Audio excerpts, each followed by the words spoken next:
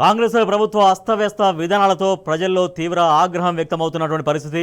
ఎన్నికలకు ముందు అధికారంలోకి రావడానికి అన్ని పథకాలు ఇస్తాం, 100 రోజుల్లో 6 గ్యారెంటీలు ఇస్తాం, అందరికీ అర్హులైన వాళ్ళందరికీ ఇస్తాం, అన్ని ఇస్తామని చెప్పారు. కానీ తర్వాత అధికారంలోకి వచ్చిన తర్వాత అన్ని పథకాలకి కోత పెట్టుకుంటూ వస్తుంది. అప్పుడేమో అందరికీ అన్ని అన్నారు, ఇప్పుడేమో కొందరికే కొన్ని అనే కాంగ్రెస్ ప్రభుత్వ విధానం పట్ల తీవ్రంగా ఆగ్రహాలు వ్యక్తమవుతున్నాయి. స్వయంగా డిప్యూటీ సీఎం భట్టి విక్రమార్క ప్రకటించారు, రేపు ప్రారంభించబోయే పథకాలు మండలానికి 1 గ్రామం చొప్పున ఎంపిక చేస్తాం, ఆ గ్రామానికి అప్లై చేస్తామని. సో ఒక్కొక్క మండలం దాదాపుగా 30కి పైగా గ్రామాలు ఉంటాయి. మరి ఒక గ్రామం క్రైటీరియా ఎట్లా, మిగిలిన గ్రామ ప్రజలు కాదా, ఇవి ప్రజలు ఆగ్రహానికి గురి కావడానికి కారణమైనటువంటి అంశాలు. మా ప్రతినిధులు వరంగల్ నుంచి రవికాంత్ అండ్ కరీంనగర్ నుంచి వేణుగోపాలరావు సిద్ధంగా ఉన్నారు లైవ్లో సమాచారం అందించేందుకు.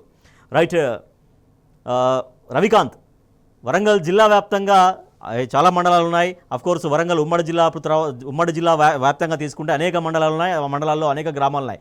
సో మనకి ఒక్కొక్క మండలానికి ఒక్కొక్క గ్రామం అంటే ఏ గ్రామం ఎంపిక కావాలి, ఏ గ్రామాలు మిస్ కావాలి, ప్రజల నుంచి ఎటువంటి స్పందన వ్యక్తమవుతోంది డిప్యూటీ సీఎం భట్టి విక్రమార్క స్వయంగా చేసినటువంటి ప్రకటన పట్ల?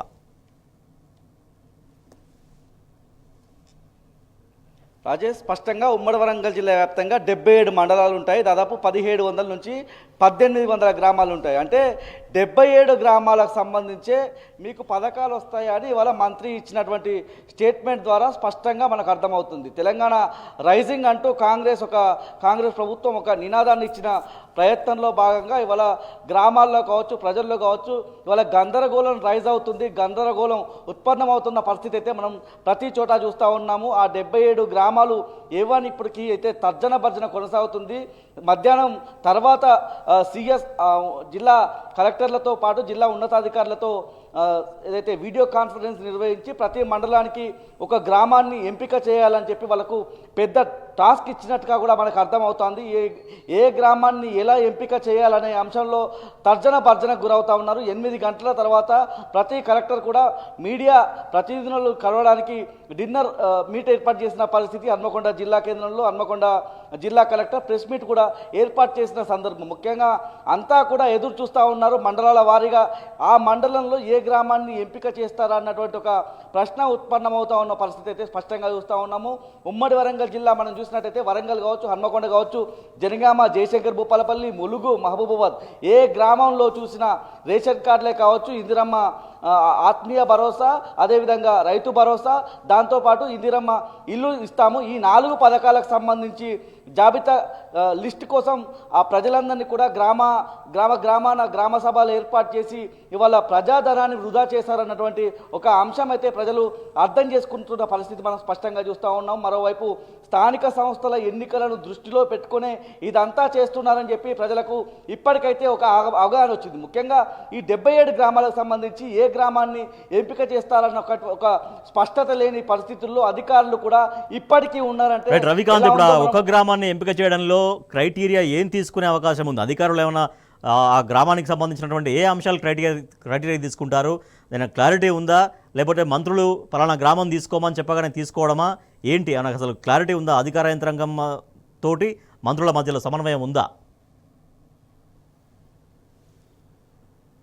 సిఎస్ వీడియో కాన్ఫరెన్స్ నిర్వహించిన అంశాన్ని బట్టి ఏ మండలానికి ఆ మండలము, ఆ మండలంలో ఏ గ్రామాన్ని ఎంపిక చేయాలని స్థానిక ప్రజాప్రతినిధులు అంటే ఎమ్మెల్యేల ద్వారా ఒక సేకరణ చేయాలి ఆ గ్రామాన్ని అన్నటువంటి ఒక అంశం అయితే ఇప్పటికీ జిల్లా కలెక్టర్లకు అందిన పరిస్థితి. ఏ గ్రామాన్ని ఎంపిక చేస్తే ఇతర గ్రామాల ప్రజలు ఎట్లా ఇబ్బందులు పడతారు, వాళ్ళ ఆందోళన ఆగ్రహం ఎట్లా ఉంటుందో అంచనా వేయలేకుండా ఇప్పటికైతే ఒక గందరగోళమైన పరిస్థితుల్లోనే జిల్లా స్థాయి ఉన్నతాధికారులు ఉన్నారని మనం అర్థం చేసుకోవచ్చు. రేపటికి సంబంధించి గణతంత్ర దినోత్సవానికి సంబంధించి ఇప్పటి వరకు జిల్లా కలెక్టర్ల షెడ్యూల్ వచ్చిన పరిస్థితి 1 గంట తర్వాత, రేపు మధ్యాహ్నం 1 గంట తర్వాత ఏవైతే 4 పథకాలు ఇందిరమ్మ ఇళ్ళే కావచ్చు, ఇందిరమ్మ ఆత్మీయ భరోసా అంటే 13,000 రూపాయలు ఏవైతే రైతు కూలీలకు ఇస్తామన్నారో ఆ పథకానికి సంబంధించి, కొత్త రేషన్ కార్డులకు సంబంధించి, మరోవైపు ఇందిరమ్మ ఇండ్లు, ఇవన్నీ కూడా రైతు భరోసా అంటే రైతు బంధు అనే పథకం గతంలో ఉంది.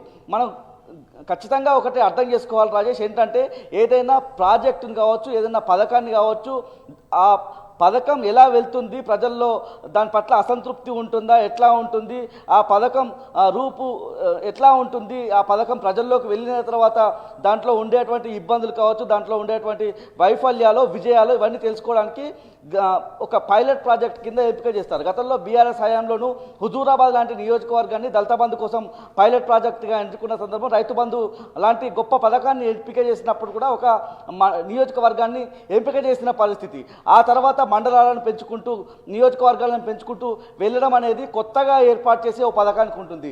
ఇట్లా రేషన్ కార్డులు అనేది ఎప్పుడో వెనుకటి నుంచి అందరికీ రేషన్ బియ్యం అందుతున్న పరిస్థితి. ఇళ్ళకు సంబంధించి కూడా అప్పుడు ఇందిరమ్మ ఇల్లు ఎన్ని ఇచ్చారనేది పక్కన పెడితే ఆ ప్రాజెక్ట్ అనేది గతంలో ఉన్న ప్రాజెక్టే. డబుల్ బెడ్రూమ్ ఇళ్ళకు సంబంధించి బీఆర్ఎస్ హయాంలో కూడా ఇచ్చిన పరిస్థితి. ఇళ్ళకు సంబంధించి ఏం క్రైటీరియా ఉంటుంది, దానికోసం పైలట్ ప్రాజెక్ట్ అవసరం ఏంటన్నటువంటి ప్రశ్న తలెత్తా ఉంది. దాంతోపాటు ఇవాళ రైతు బంధును రైతు భరోసాగా చేసిన పరిస్థితి. ఇప్పటికే రైతు బంధు పెద్ద ఎత్తున విజయవంతమైన పరిస్థితి.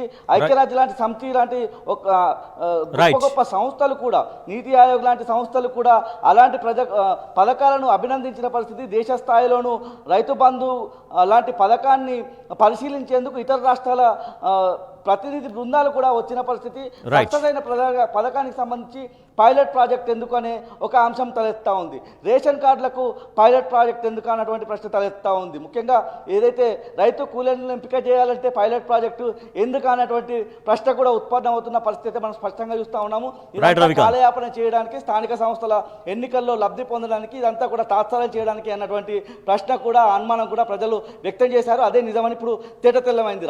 రైట్ రవికాంత్, అందరికీ అన్ని కాదు, కొందరికి కొన్ని. ఇది కాంగ్రెస్ ప్రభుత్వం రేపటి నుంచి స్టార్ట్ చేయబోతున్నటువంటి పథకాల విషయంలో తీసుకున్నటువంటి క్రైటీరియా. స్వయంగా డిప్యూటీ సీఎం భట్టి విక్రమార్క ప్రకటించారు, ప్రతి మండలంలో ఒక గ్రామానికే ఈ 4 పథకాల అమలుకు సంబంధించి స్టార్ట్ చేస్తామని. సో మిగిలిన గ్రామాల్లో ప్రజలు ఇంకా ఎంతకాలం వెయిట్ చేయాలి? సో ప్రజలనిది ముమ్మాటికి మమ్మల్ని మోసం చేసినట్టే అంటూ ప్రజలు ఆగ్రహం వ్యక్తం చేస్తున్నారు.